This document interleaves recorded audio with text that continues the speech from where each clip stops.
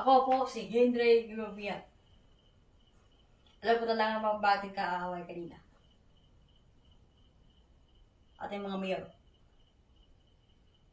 Kaya pala, hindi akong hawat ng gagawin ng pambarig dito mga polis. Lahat ng mga babae natin para mabuhay ang buhay ng buong pamilya natin.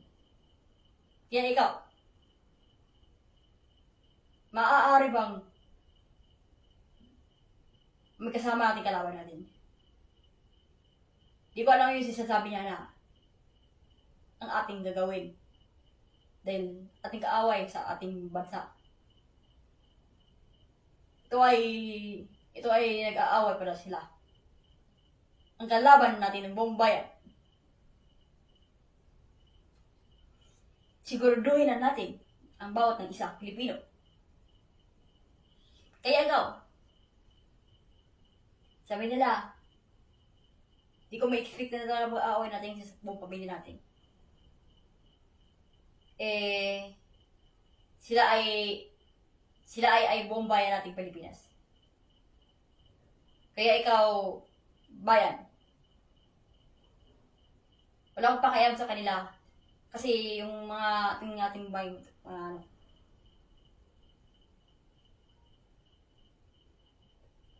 Bakit? May tanong ko talaga sa kanya?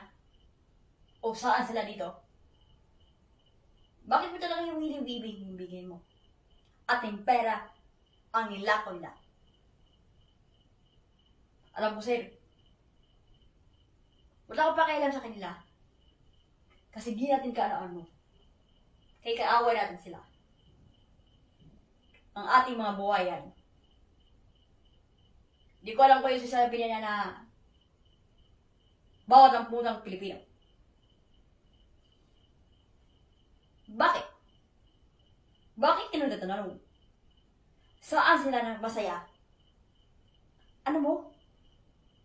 Anong style mo? Alam mo bakit ang pikay alam? Dahil sinasabi mo yan, salok sa lipunan. Dahil ikaw, itong ginaganti mo sa akin, di ba? Alam ko yan. Ang kaaway natin, ang buong bayan. Alam mo talaga. Hindi ako papayag.